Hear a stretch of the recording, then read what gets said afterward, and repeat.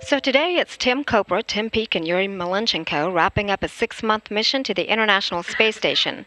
1 year and 1 week ago, NASA astronaut Terry Virts was in their place, finishing his role as station commander for Expedition 43 and returning to Earth after 200 days in space. Terry Virts is here with us in Mission Control to lend some perspective about what it's like to finish this assignment. Tell me what things you have to do to get yourself and your spacecraft ready to go. It's a pretty involved process. It takes a few weeks. Of course, you have to pack all your things, and the Soyuz is very small, and so they have to be very tightly packed, labeled, and placed in the right spot. And the Soyuz commander Yuri has been really busy for the last week or two, finding every little nook and cranny in the Soyuz and putting things in the exact right place. It's important to put them in the right spot because if the capsule has too much stuff on the right side or too much stuff on the left side, it won't fly properly through the atmosphere. So it's a bit of an involved process. Sounds a little bit tedious and a lot of work to do, but I'm sure exciting. Well, it's bittersweet because you've lived in space, you're there with your crewmates, and you're excited to come back to Earth to see your friends and family. But being in space for so long, you know that you're going to miss it, and so it's a bittersweet time. So that's kind of the point that you realize that this is real. After 200 days, you really realize that you're coming home. Yeah, it's bizarre to be living in space and then coming back to Earth. For me, the transition happened so quickly. When I got back to Earth, I was back to Earth. I recognized things. The day after I landed, I went car shopping with my son. He had turned 16 while I was in space, and so it was kind of strange to be, off the planet and then all of a sudden back to Earth, and it was an immediate mental transition for me. I imagine it is. So let's talk about that trip home to Earth. So, like you were at this point last year, neither Cooper nor Peake had ever come back to Earth in a Soyuz spacecraft before now. So, were you eager for the experience? And can you tell me what exactly is that trip like?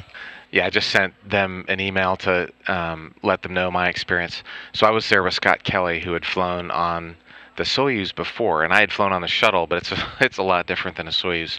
So he gave us the briefing that when the parachutes come out, it's several minutes of just crazy roller coaster, Mr. Toad's Wild Ride. I mean, you're spinning around. You haven't felt gravity for half a year or more, and that is an amazing ride. As you hit the atmosphere, the Soyuz capsule actually splits into three parts. So you hear banging and explosions as your vehicle separates from itself. There is a thermal blanket that is wrapped around the vehicle that burns off, and so part of your spaceship just comes burning off and rips off from around you. There's plasma going by your window, and if you look out, there's this 4,000 degree fireball coming past you. So the whole thing is a crazy experience, and had Scott not briefed us on it, we would have thought we were going to die. But because we kind of knew what was coming, we had a great time. We were having a lot of fun. We were kind of hooting and hollering in the capsule, and it's like the best roller coaster ride you've ever been on in your life. And then the big parachute comes out, and for a few minutes you're sitting there, and you don't really know when the Earth's coming because the Earth's behind you and the window's up here, so you really can't see what's going on. There's some instruments, but they're not that accurate. And then, bam, there is the worst car crash you've ever been in. And when we hit, our Soyuz rolled over. So there was this gigantic crash and then rolled over. And I can remember things kind of going, and our capsule ended up upright. And anyway, so it was kind of an amazing experience, and it was a lot of fun. It's worth the 6 months in space just to get the return to Earth. Yeah, so that sounds really amazing, and even more so amazing that you describe a car crash as fun. The good news is we were safe afterwards. The Russians have a great system. The seat is custom molded to your back. There's kind of shock absorbers that it can go up and down on, and it only lasts, half a second or less. And so it's a great, robust system, and it was a lot of fun. Okay, so now you're on the ground. Tell me what those first moments on the ground are like. Excuse me. So being on the ground, of course, you're dizzy. You haven't felt gravity, and the Russian helicopters were waiting for us. Within minutes, they had landed next to us. The team, like a bunch of ants, surrounded us and were working, and I could peer out and people were waving at me and I was waving at them and everything was fine. And because our capsule landed upright, that's kind of, you don't want it to do that because it's harder to get out. If it's on the side, these big burly guys come in and they just pull you out. But we had to actually climb out of the capsule. So I was sitting there looking around, everything was fine. And when it was my turn, I had to move over and climb up. And I can remember when I moved over, the world started spinning really fast. I mean, it was amazing how dizzy I felt. I was able to do everything. I was able to move. I was able to climb out on my own, and I was able to walk around afterwards. But the sensation of dizziness was pretty strong. So how long after returning to Earth did you start to feel Earth normal? So the first day, so physically, I did really well. I had muscles, all that stuff. Physically, I was strong. The dizziness the first day was pretty strong. It's a 24-hour flight. You land, get on a helicopter, get on an airplane. 24 hours later, we're back in Houston. So all during that flight, I could get up, I could walk around, but I was, like holding on to something or just kind of walking slowly. I got back to Houston, went to the gym for an hour and a half, and then, like I said, my son wanted to go car shopping, so I went with. I didn't drive; I was a passenger. But the second day wasn't too bad. The following day, I had to take my daughter to summer youth camp, so we drove for a couple hours, and so I was able to do all this stuff. But it was a few days of. The first day was really dizzy. The second day was sorta, and then after a few days, it was gone. And you guys do a lot of exercise while you're up there on a daily basis, and that's to help mitigate the effects, the negative effects that the microgravity environment has on your bodies. Do you feel like that helped you?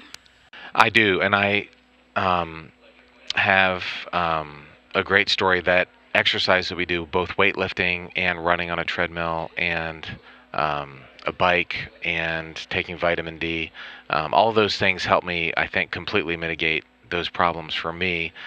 People have different, everybody's not the same, but the ability to do these things has shown that we can live in space for a long time and keep our bodies healthy and come back to Earth and function really well. So that exercise is super important. It's kind of like going to a health spa for 200 days. I mean, you get 2.5 hours of exercise scheduled a day, and I pretty much did that every day, and it was really important because it allowed me to come back to Earth in this.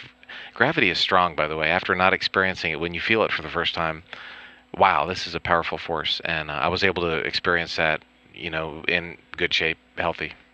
Excellent. So, real quick, the three guys that are coming home, the two Tims and Yuri Malenchenko, they are currently taking a nap because they're sleep shifting for their evening departure.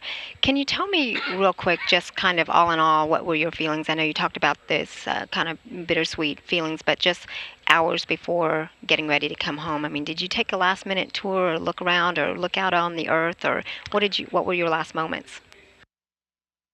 I can remember that nap. I can remember that evening really well. I was basically on the same schedule that they are.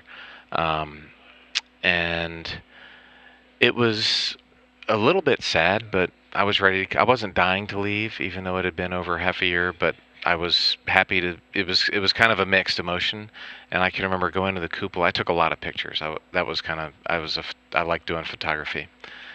And there was one more sunset. I love sunsets. And so I remember I got the camera set up a certain way. I took a picture, and it was just an awesome picture with kind of a starburst pattern. And I remember looking at it going, I'm done. No more pictures. I'm ready to go back to Earth. It was like my favorite picture I took in my whole 200 days. And I can remember that sense of, all right, that's the best picture I'm ever going to take. I'm done. Time to come home. That's amazing. Thank you so much for coming out today. And also, I know you're on Twitter, so we can always go back and look at some of those fabulous pictures. Astro Terry on Twitter. Thanks again, NASA astronaut Terry Virts. Thanks, Amiko, and looking forward to seeing the Tims and Yuri tomorrow.